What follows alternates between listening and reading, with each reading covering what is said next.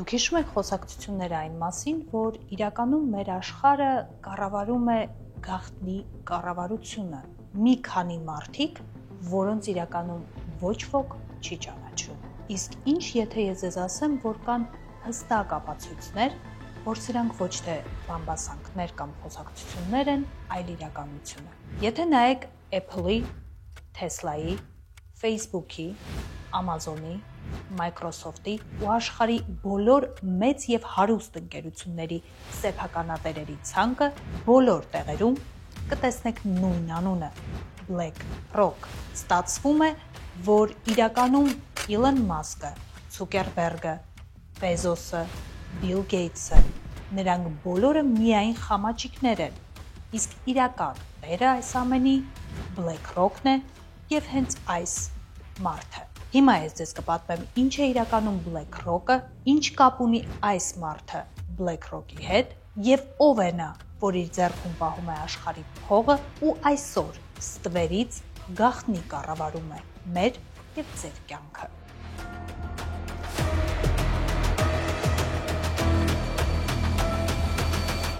Եվ այսպես սկսենք սկզբից։ Եկեք նայենք Apple-ի, Tesla-ի, Amazon-ի, Microsoft-ի սեփականատերերի ցուցակը։ Իհարկե այնտեղ կտեսնենք հայտնի անունները՝ Mark Zuckerberg, Jeff Bezos, Bill Gates, Elon Musk, բայց հիմնական ու հայտնի այս սեփականատերերի կողքին կա եւս մեկ անուն, եւ այդ անունը BlackRock-ն է։ Այս ընկերությունների կողքին կան աշխարհում հայտնի ու մեծ հարուստ ընկերություններ, որոնց սեփականատերերին մենք նույնիսկ չգիտենք։ Օրինակ Procter & Gamble, որին ծանոթ է մարդիկ նաև Հայաստանում։ Եկեք նայենք այս ընկերության սեփականատերերի ցուցակը ու նորից կտեսնենք ֆոնդեր, իսկ ավելի կոնկրետ մեկ ֆոնդ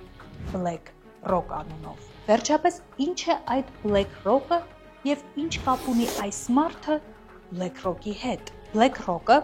օֆիցիալ պաշտոնական տվյալներով ներդրումային ֆոնդ է, որը տարիների պատմություն ունի։ Եթե պարզ լեզվով բացատրենք, BlackRock-ը ինքը չունի սեփական գումարներ, բայց BlackRock իրենց գումարներն են ներդնում աշխարհի խոշոր ընկերություններ, մարդիկ, ովքեր ուզում են իրենց գումարը ճիշտ աշխատացնել։ Եվ BlackRock-ը լինելով ներդրումային ֆոնդ, այսպես ասած, հանդես է գալիս որպես այդ գումարների մենեջեր, այսինքն վերցնում է այդ գումարները մեծ ընկերություններից կամ հարուստ մարդկանցից եւ սկսում է այդ գումարներով համապատասխան ներդրումներ անել անշարժ գույքի մեջ, գնել օրինակ տներ, շենքեր, տարածքներ, սկսում է գնել պարտատոմսեր, սկսում է գնել ստոքեր եւ այդպես գումարը աշխատեցնում է եւ բազմապատկում է։ Այսինքն ըստ էության BlackRock-ը չունի այդ միլիոնավոր դոլարները, բայց կառավարում է այլ մարդկանց եւ այլ ընկերությունների միլիոնավոր, միլիարդավոր դոլարներ։ Հիմա կարծես թե ամեն ինչ շատ պարզ է։ Ներդրումային ֆոնդ, որտեղ դրվում են այլ մարդկանց գումարները եւ ֆոնդը պարզապես կառավարում է այս գումարները։ Այդ դեպքում որտեղից եւ ինչու են եկել խոսակցությունները այն մասին, որ BlackRock-ը իրականում աշխարհի ամենավտանգավոր ու միստիկ անուններից մեկն է այսօր, որը կառավարում է ամբողջ աշխարհը, ու հենց այստեղ է գլխավոր գաղտնիքը թաքնված։ Բանն այն է, որ երբ որ դու գնում ես պարտատոմսեր կամ գնում ես մասնաբաժին որևէ մեծ ընկերությունում, դու գնում ես այդ մասնաբաժինում նաև քվեի իրավունք, այսինքն որպես այդպիսին ձայնի իրավունք է ստանում։ Իսկ BlackRock-ը այս դեպքում գնում է պարտատոմսեր ոչ թե 1, ոչ թե 10 հոգու, այլ հազարավոր մարդկանց համար եւ գնելով հազարավոր մարդկանց համար պարտատոմսեր այնպիսի մեծ ընկերություններում, ինչպիսին են օրինակ Meta-ն, Amazon-ը, Netflix-ը, բազմաթիվ դեղագործական ընկերություններ, BlackRock-ը ստանում է այդ հազարավոր մարդկանց համար նաեւ քվեի, այսինքն ձայնի իրավունք։ Ու ինչ է ստացվում։ Ստացվում է այնպես, որ այդ մեծ ու հսկայական ընկերություններում, որոնք ըստ էության որոշում են մեր կյանքի որակը, թե ինչ ինֆորմացիա ենք մենք ստանալու, թե ինչ ինֆորմացիա ենք փոխանցելու, այդ բոլոր ընկերություններում BlackRock-ը ձեռք է բերում հազարավոր քվեներ եւ ըստ էության ձեռք է բերում հնարավորություն որոշելու այդ ընկերությունների քաղաքականությունը, ով է լինելու այդ ընկերությունների տնօրենը, ինչ ծրագրեր են իրականացնելու, ինչ որոշումներ են կայացնելու։ Իսկ երբ որ մենք խոսում ենք այնպիսի ընկերությունների մասին, ինչպիսին է օրինակ Netflix-ը, մենք խոսում ենք այն մասին, որ BlackRock-ը կարողանում է կառավարել, թե ինչպիսի ինֆորմացիա է ստանում այսօր մարդկությունը։ Երբ որ մենք խոսում ենք հսկայական դեղագործական ընկերությունների մասին, դա նշանակում է, որ BlackRock-ը ունի հսկայական հնարավորություններ որոշելու, թե ինչ ուղղությամբ է շարժվելու առողջապահությունը եւ դեղագործական աշխարհը։ Այսինքն, բիզնեսի տեսանկյունից պարզ լեզվով ասած, ինչ դեղամիջոցները ձեռնտու լինելու սպառել եւ ինչ դեղամիջոցների կարիք է պետք առաջացնել հասարակության շրջանում։ Երբ որ մենք խոսում ենք այնպիսի հսկայական ընկերության մասին, ինչպիսին է Meta-ն, Facebook-ը, BlackRock-ը ղեկավարում է, թե ինչպիսի ինֆորմացիոն ալիք է պատելու ինձ, ձեզ, ամբողջ մարդկությանը։ Հիմա ամենակարևորը, իսկ ով է այդ մեկ մարդը։ Իսկ այդ մեկ մարդը Լարի Ֆինկն է, այս տղամարդը։ Եվ այսպես ով է Լարի Ֆինկը, ով ըստ էության, ըստ խոսակցությունների, հենց այն միստիկ կերպարն է, որ ստվերից կառավարում է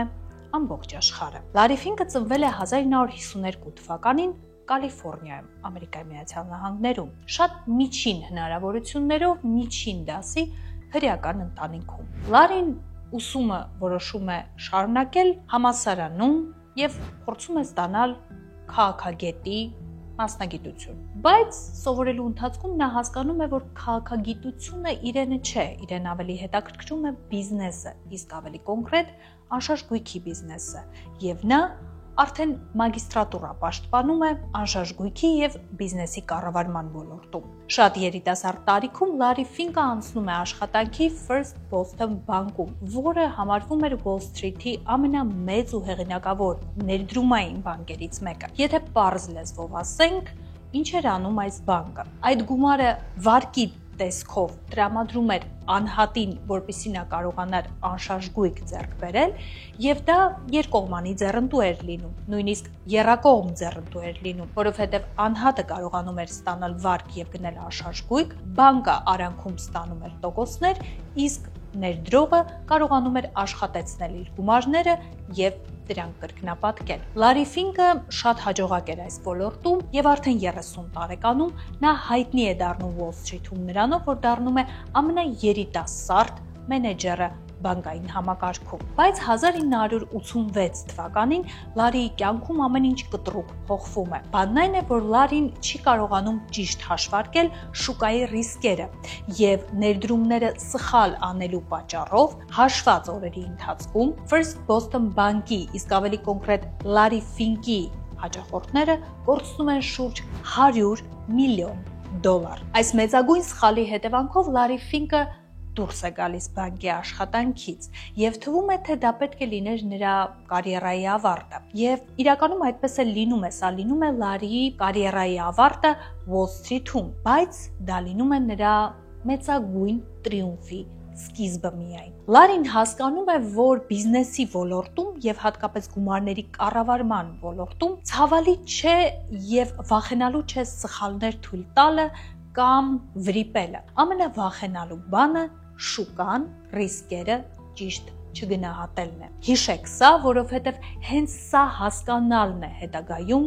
Լարի Ֆինկին սարքում ամենաառաջատար դեմքերից մեկը ներդրումների ոլորտում, իսկ ըստ էության նաև աշխարհի տերը։ Լարի Ֆինկը Wall Street-ում իր կարիերան ավարտելուց հետո 1988 թվականին ստեղծում է հենց այդ միստիկ անունը BlackRock։ Սկզբնական этаպում BlackRock-ը փոքրիկ ներդրումային ֆոնդ էր, բայց Լարին հասկանում էր, որ անհրաժեշտ է ինչ-որ մի բան անել, որը թույլ կտա BlackRock-ը հանել առաջին հորիզոնականներ եւ ստիպել հարուստ ընկերություններին եւ հարուստ մարդկանց իրենց գումարները տանել ոչ թե Wall Street-ի մեծ ներդրումային բանկեր, այլ հենց բերել իր մոտ BlackRock։ Եվ Լարի Ֆինկը դա անում է։ Սեփական սխալի պատճառով նա հասկացել էր, որ ամենակարևոր բանը գումարների կառավարման հարցում ռիսկերը ճիշտ գնահատելն է, եւ դրա համար էլ նա սկսում է հենց այստեղից։ Լարի Ֆինկը ստեղծում է Ալադին կոչվող ծրագիրը, որը բացառիկ էր այդ տարիների համար։ Այս թվային ծրագիրը կարողանում էր օրական հարյուրավոր գործարքներ գնահատել եւ կարողանում էր դրանց վերլուծության արդյունքում գնահատել շուկայական ռիսկերը։ Իսկ սա արդեն թույլ էր տալիս ներդրումները անել հաշվի առնելով բոլոր ռիսկերը, որոնք տվյալ պահին գոյություն ունեն շուկայում։ Նման ծրագրի ստեղծումը եւ նրա համբավի տարածումը բերում է նրան, որ նախ եւ առաջ շատ այլ ներդրումային ընկերություններ եւս սկսում են կիրառել Ալադին ծրագիրը իրենց համակարգերում։ Իսկ սա հասկանալի է, որ Լարի Ֆինկին թույլ է տալիս ձեռքերը մեկնել նաև այլ ներդրումային ֆոնդեր, բանկեր եւ ընկերություններ։ Բայց ամենակարևոր բանը այն է, որ ստեղծած ծրագիրը եւ դրա շուրջ համբավը տարածվում է ամբողջ երկրով մեկ եւ բազմաթիվ ընկերություններ այնպիսի խոշոր, ինչպիսին են օրինակ թոշակային ֆոնդերը, մեծ կազմակերպությունները, անհատները,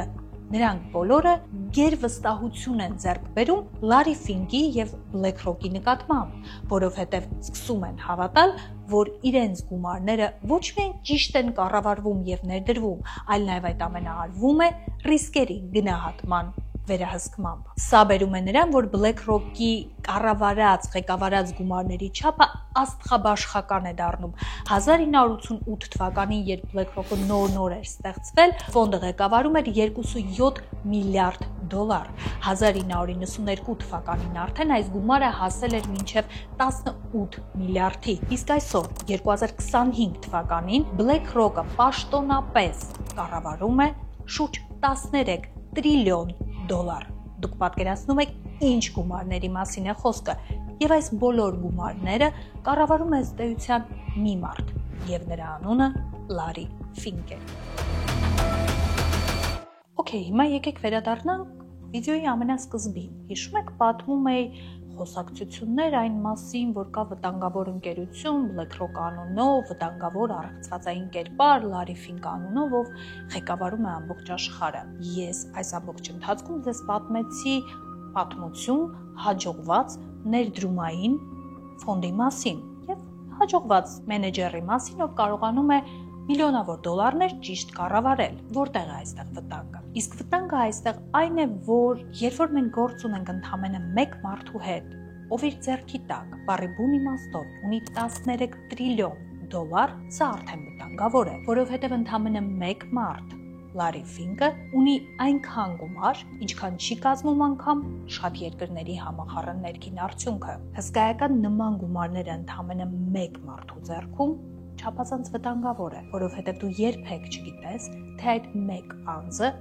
ինչի է ընդունակ եւ ինչի վրա կարող է ծախսել այդ հսկայածավալ գումարները։ Երկրորդ վտանգը այն է, որ իշխանությունը չափազանց մեծ է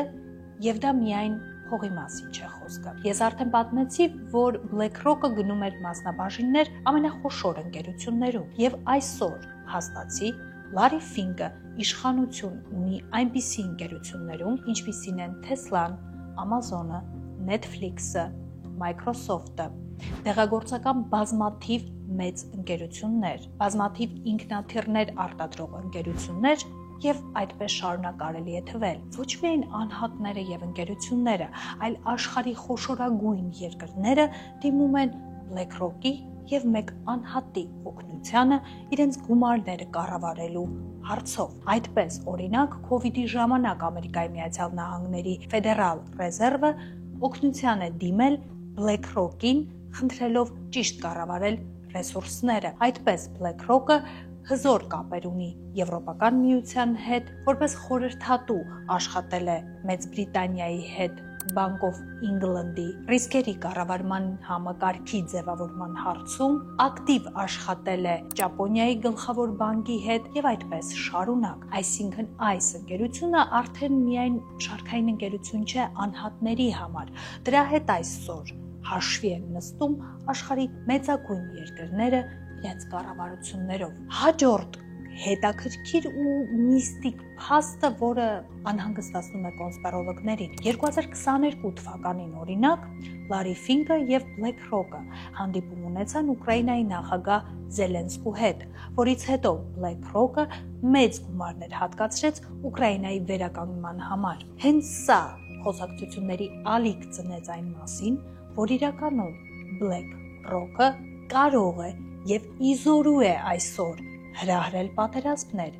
իսկ հետո գումարներ ծախսել հենց այդ նույն պատերազմների արդյունքում վնասներ կրած երկրները վերականգնելու համար։ Ինչին եւ ում է դա պետք հարց կծագի ձեզ մոտ։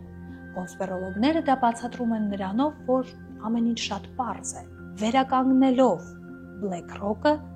իշխանություն ու վերահսկողություն է ձեռք բերում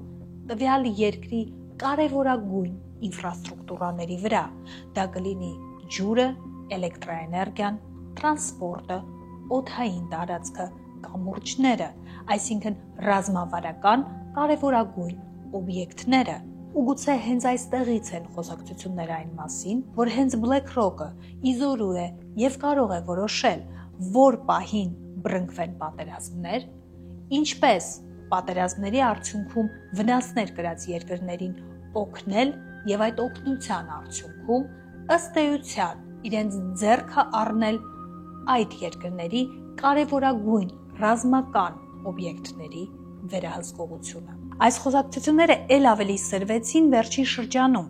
երբ վերականգնվեց եւ վերանորոգվեց Պանամայի ջրանցքը։ Պանամայի ջրանցքը աշխարհի ամենախոշոր եւ ամենակարևոր առևտրային ուղիներից մեկն է, որը միավորում է Ատլանտյան եւ Խաղաղ օվկիանոսների առևտրային ճանապարհները եւ ապահովում է համաշխարհային առևտրի 5%-ը։ Վերականգնումը իրականացրեց BlackRock-ը։ Դրա ֆինանսավորմամբ վերականգնվեց ոչ միայն Պանամայի ջրանցքը, այլ նաև դրա շրջապատող լոգիստիկ նախագծերը։ Կոնսպիրոլոգներին անհանգստացնում է նաև այն, որ BlackRock-ը խոշոր ներդրումներ է անում նավթի եւ գազի ընկերություններում։ Հետևաբար սա անհանգստացնում է հատկապես կանաչ կլիմայի ջատագովներին, որովհետև եթե ըստ էության աշխարհի կառավարությունը իր ձեռքում ունեցող մարդկանց ձեռնտու է նավթի եւ գազի ռոպագանդան, ապա ոչ մի կերպ աշխարհը չի գնալու դեպի կանաչ կլիմա։ Բայց ամենից շատ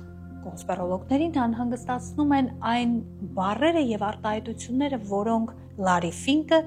ասել է կամ ասում է իր հարցազրույցների ժամանակ։ Հարցազրույցներից մեկում Լարի Ֆինկը օգտագործել է նաև we force behaviors արտահայտությունը։ You have to force behaviors and at BlackRock we are forcing behaviors. Ինչը նշանակում է, որ մենք ստիպելու ենք մարդկանց որոշակի վարքագիծ ցույց տալ։ Եվ այս արտահայտությունը կոնսպիրոլոգները ավելի շատ բացատրում են նրանով, որ BlackRock-ը ցանկանում է եւս մեկ անգամ շեշտել, որ ըստ էության կառավարում է ոչ միայն մարդկության կյանքը, այլ նաեւ այն եղանակը, թե ինչպես պետք է մարդիկ ապրեն, իրենց դրսևորեն, ըստ էության մարդկությունը դառնում է ռոբոտային եւ կառավարում է այդ ռոբոտային համակարգը մեկ հիմնական գլուխ։ Բայց իրականում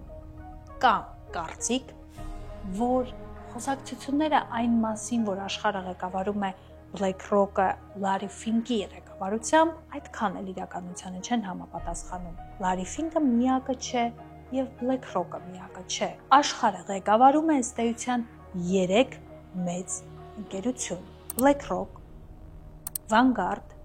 եւ State Street։ Եթե նայեք բոլոր մեծ ընկերությունների սեփականատերերի ցանկը, BlackRock-ի կողքին բոլոր ցուցակներում հայտնվում է եւս 2 անուն՝ Vanguard, State Street։ Եվ ըստ կոնսպիրոլոգների նորից, հենց այս 3 ընկերությունները ղեկավարում են 20-ից ավել տրիլիոն դոլար։ Ըստ էության աշխարհի ամբողջ փողը։ Եվ հենց այս 3 ընկերությունները, որոնց նեղ շրջանակներում անվանում են մեծ եռյակ, ղեկավարում են մեր աշխարհը ու մեր կյանքը։ Իսկ հիմա ամենահետաքրքիրը այս պատմության մեջ։ Եթե նայեք BlackRock-ի սեփականատերերի ցանկը, ապա այնտեղ կտեսնեք Vanguard, State Street։ Եթե նայեք Vanguard-ի սեփականատերերի ցանկը, այնտեղ կգտնեք BlackRock, State Street։ Եթե նայեք State Street-ի սեփականատերերի ցանկը, տեսնեք Vanguard եւ BlackRock։ Պատասխանը շատ բարձ է։ Երեք ընկերությունները ոչ միայն կառավարում են աշխարհի փողերը, այլ նաև կառավարում են